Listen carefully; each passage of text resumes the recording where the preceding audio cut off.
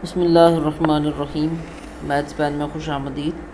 आज का हमारा टॉपिक कम्प्लेक्स नंबर्स के प्रिंसिपल आर्गूमेंट से रिलेटेड है। क्वेश्चन है हमारा, in principle argument of a complex number z y minus pi is not included. कि कम्प्लेक्स नंबर्स के प्रिंसिपल आर्गूमेंट में हम माइनस पाई को इंक्लूड क्यों नहीं करते। हम लिखते हैं कि argument of z is strictly greater than minus pi and less और इक्वल टू पाई, यानी इसमें हम पाई को इंक्लूड करते हैं और माइनस पाई को एक्सक्लूड करते हैं। तो माइनस पाई को हम क्यों एक्सक्लूड करते हैं, ये हमारा आज का क्वेश्चन है। हमें पता है किसी भी कॉम्प्लेक्स नंबर को, चाहे वो कार्टेशियन कोऑर्डिनेट्स में हो, एक्स और वाई की फॉर्म में हो, या वो पोलर कोऑर्डिनेट्स में हो, आर और थीटा की फॉर्म में हो,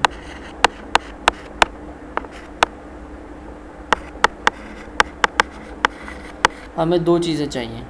अगर वो कार्टेशियन कोऑर्डिनेट में है, एक्स और वाई की फॉर्म में है, तो हमें उसकी पोजीशन को लोकेट करने के लिए एक्स कोऑर्डिनेट का पता होना चाहिए और वाई कोऑर्डिनेट का भी पता होना चाहिए। फॉर एग्जांपल, अगर हमारे पास z is equal to 1 + 1 iota है, तो हमें पता है x इज़ इक्वल टू 1 है और आयोटा के साथ भी 1 है। तो 1 यूनिट हम x एक्सिस के ऊपर जाएंगे और 1 यूनिट y एक्सिस के ऊपर जाएंगे, और ये जो हमारा पॉइंट आ जाएगा वो 1 + आयोटा आ जाएगा। इसी तरह अगर हमारे पास जो कम्प्लेक्स नंबर है वो पोलर फॉर्म में, यानी r और थीटा गिवन है।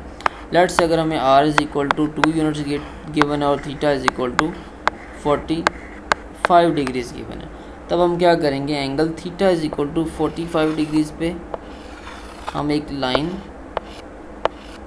लगा देंगे, और r इज़ इक्वल टू, चूँकि हमारा 2 यूनिट है तो 2 यूनिट की हम कंपास खोल के यहाँ पे एक आर्क लगा देंगे। तो ये जो पॉइंट हमारा आएगा इसके ऊपर exactly r is equal to 2 unit होगा और theta is equal to 45 degrees होगा, यानी ये हमारा वो पॉइंट आएगा जिसके लिए r इज़ इक्वल टू 2 होगा और theta is equal to 45 degrees होगा।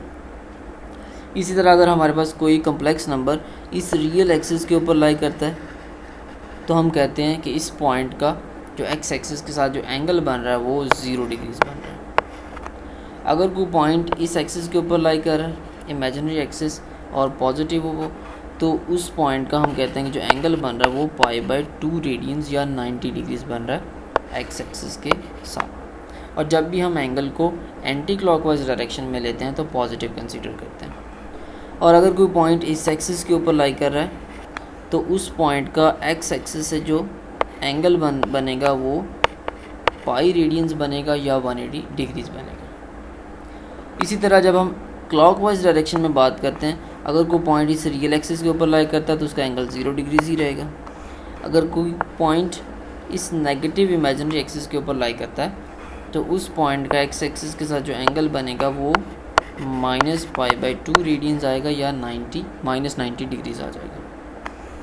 और अगर कोई पॉइंट इस एक्सिस के ऊपर लाई करता है, यानी नेगेटिव रियल एक्सिस के ऊपर लाई करता है, तो एक्स एक्सिस से जो उसका एंगल आएगा वो -π रेडियंस आएगा। अब जो भी एंगल इस एक्सिस के ऊपर लाई करता है उसका एक ही एंगल निकलता है, वो 0 डिग्रीज़ निकलता है। कोई भी पॉइंट जो इन क्वाड्रेंट्स में लाई करता है कहीं पे भी, उसका जो एंगल निकलता है वो यूनिक निकलता है, एक ही एंगल निकलता है। कोई भी पॉइंट जो इस इमेजिनरी एक्सिस के ऊपर लाई करता है पॉजिटिव, उसका जो आर्ग्यूमेंट आ रहा है वो भी यूनिक आ रहा है। इसी तरह कोई भी पॉइंट जो इस एक्सिस के ऊपर लाई करता है उसका आर्ग्यूमेंट भी वो भी यूनिक आता है।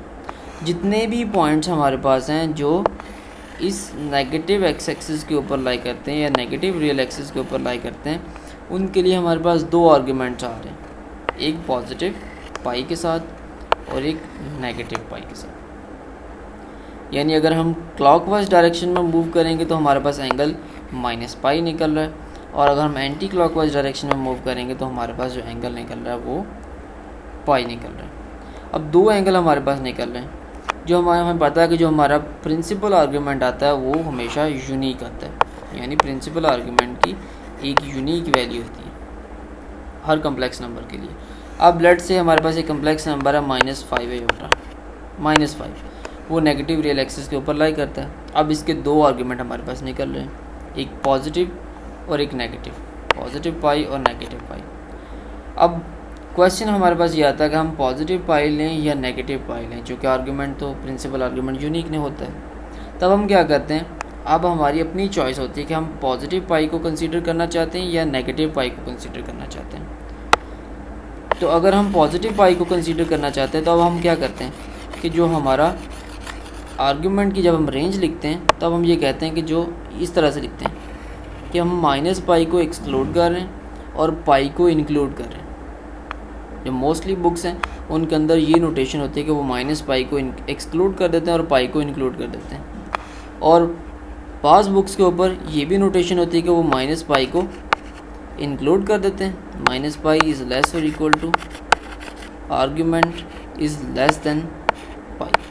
तो जिन बुक्स के अंदर जो भी नोटेशन आ रही है, चाहे वो माइनस पाई को एक्सक्लूड करके पाई को इंक्लूड कर रहे हैं या पाई को एक्सक्लूड करके माइनस पाई को इंक्लूड कर रहे हैं, वो दोनों नोटेशंस ठीक हैं। यानी इन दोनों में से हमने क्या करना है, एक ही एंगल लेना है। या तो हम पाई ले सकते हैं या हम माइनस पाई ले सकते हैं। अगर हम पाई लेंगे तो हम माइनस पाई को एक्सक्लूड कर देंगे, और अगर हम माइनस पाई को लेते हैं तो पाई को एक्सक्लूड कर देते हैं। तो ये दोनों नोटेशंस ही ठीक हैं, और दोनों नोटेशंस ही, चाहे वो पाई हो या माइनस पाई हो, वो इसी कम्प्लेक्स नंबर्स को ही रिप्रेजेंट करेंगे। क्यों? अगर हमारे पास जब पोलर फॉर्म में हम लिखते हैं तो आर कोई भी हो, जब कॉज के एंगल में पाई आए या माइनस पाई आए, दोनों का आंसर सेम ही आएगा।